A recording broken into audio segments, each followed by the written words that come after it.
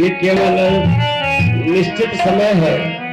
फिर जब मेरे भगवान की बहुत बड़ी कृपा होगी तब हम लोग फिर इस मंच पर उपस्थित होंगे कि मिलन 7 दिन का हमारा तुम्हारा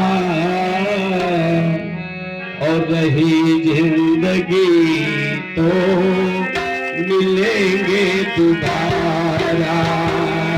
मिलन 7 दिन का हमारा तुम्हारा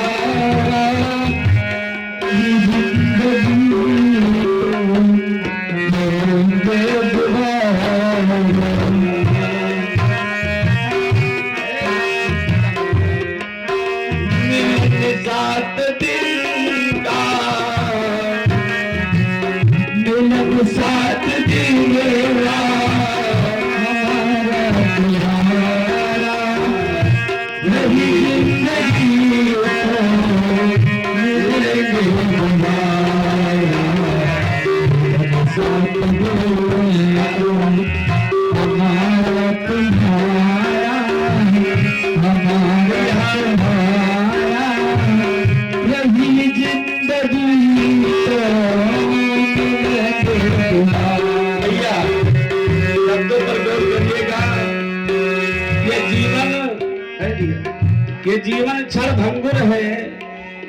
आज आपके बीच में हम बैठकर कथा कह रहे हैं, कल ना कहेंगे, कोई जीवन की गारंटी नहीं। लेकिन जितना प्रेम मिला इस परिवार में, जैसे लग रहा है कि हम अपने ही घर में कथा हो रही थी।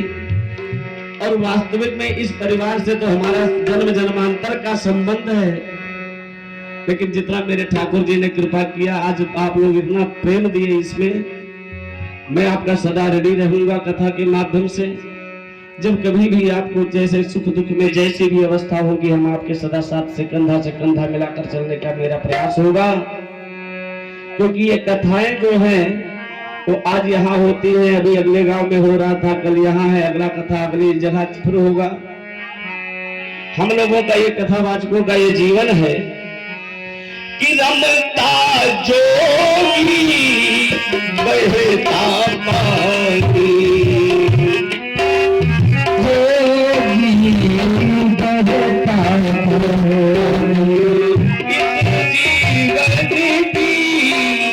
यही है कहानी इस जीवन की, यही है कहानी, यही आपसे कहना हमारा, कहना हमारा, यही जिंदगी को मिलेगी दोबारा। हमारा तुम्हारा, हमारा तुम्हारा, यही जिंदगी को मिलेगी दोबारा। हमारा तुम्हारा, हमारा तुम्हारा, यही जिंदगी को मिलेगी दोबारा।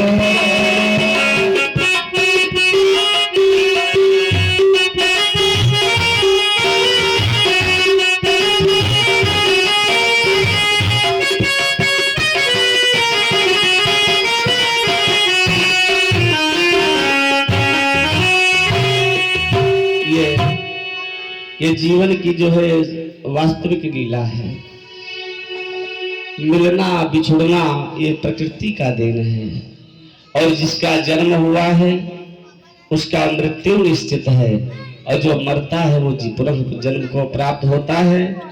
लेकिन भागवत जी की कथा को जो सुनते हैं मोक्ष प्राप्त होता है। जिस समय हमने इस कथा के लिए तैयारी किया था, नामकरण रखा गया कि फोन से ही सारा काम हुआ है, ना तो हम यहाँ पर समय दे पाए, और मेरी इच्छा थी कि इस वर्ष हो जाए। देखिए, विधि का विधान था कि पहले ही हम लोग तैयारी किए थे, लेकिन यह इन्हीं की ईश्वर की इच्छा थी कि नहीं, जिस समय निर्धारित वस्तु है उसी समय आपका ये कथा होगा। हमने अपने बालकों से बताया कि हमारे मामा के यहाँ ही कथा कहना है, सभी लोग बड़े आनंदित थे। इस दिन का बड़ा उत्साह था कि हम वहां पर चलेंगे और उन्हें अपने परिवार के बीच में हम लोग कथा कहेंगे, सुनेंगे, गाएंगे।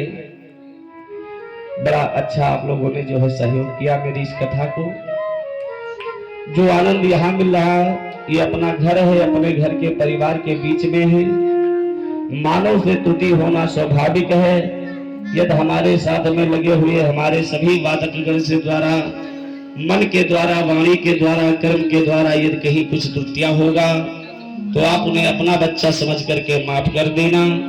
व्यासपीठ से यदि कथा में कोई त्रुटि है तो प्रभु को, ठाकुर जी को ही समर्पित कर दीजिएगा, क्योंकि यह त्वदीयम वस्तु गोविंद तुभ्यमेव समर्पये। जो तुम्हें कहते हो वही मैं कहता हूँ, जो आप मेरे अंदर ज्ञान देते हो वही मैं आपको जो है ज्ञान देता हूँ, दुनिया को सुना रहा हूँ। जो आप ही सब कुछ करते, मैं कुछ नहीं करता, मैं तो केवल एक निमित्त मात्र, यह जीव है। मेरे राघव, मेरे कन्हैया ही आप करते हैं। इस कथा के लिए शुरू भैया बहुत ज्यादा बारंबार मुझसे कह रहे थे, भैया ये क्या व्यवस्था। शुरू होने से लेकर के लगातार पूरे परिवार, राहुल भैया दिल्ली से संपर्क में बने रहे थे, भैया कैसे कार्यक्रम होगा। और हमारी भी इच्छा थी कि ये भागवत जी की कथा ऐसा हो कि समाज में, क्षेत्र में संदेश जाए कि एक दिव्य कथा है और ये यज्ञ है, ये राजा और महाराजाओं की कथा है। और हम सभी लोग बहुत, पूरा परिवार ने देखे, यहाँ तक कि छोटे छोटे लड़के बच्चे, पूरे परिवार ने ये सहयोग किया। हम सभी लोग आज आपके बीच में 7वें दिन में हैं, विश्राम के दिवस में पहुंच गए। कथा आप लोगों ने सुना। जहां तक के जितना भी बल मुझे प्रदान किया मेरे कन्हैया ने, उतना मैंने आपके बीच में किया। ये त्रुटि होगा तो बालक समझ करके उसे वापस कर दीजिएगा। अंतिम वाक्य हम यही आपसे कहें, मेरा संदेश है सभी के लिए कि आप अपने घर संत ब्राह्मण का सदा जीवन में सम्मान रखना। कोई त्रुटियां हो उसे जो है दोष मत देखते हुए सदा पूरे जीवन में संत ब्राह्मणों का सम्मान करना। व्यास जी, सुखदेव जी ने भी राजा परीक्षित को कहा कि राजन, ये क्षणभंगुर जीवन है, इसलिए तुम अपने मन को परमात्मा में लगाए रखना। अपना काम करो, काम करते रहिएगा, लेकिन मेरे राघव का, मेरे कन्हैया का नाम स्मरण करते हुए बने रहे। कल हम लोग सुबह फिर 9 बजे जो है 9:30 बजे से हवन की व्यवस्था शुरू करवा देंगे और सभी लोग भोजन प्रसादी करेंगे, क्योंकि कथा के बाद में प्रसाद जरूर लिया जाता है। कल हवन होगा, फिर प्रसाद मिलेगा, आप सभी को शाम को प्रसाद लेंगे। और अब यही से जो है मेरी वाणी कुछ कह नहीं पा रही कि हम इस घर के लिए क्या कहें। जितना आपने प्रेम किया, जितना आप लोगों ने सेवा किया, उसके बारे में मैं तो कुछ नहीं कह सकता, क्योंकि मेरी वाणी में वो पावर नहीं है। लेकिन मेरे कन्हैया जरूर आप सभी के ऊपर अपनी असीम कृपा बनाएंगे।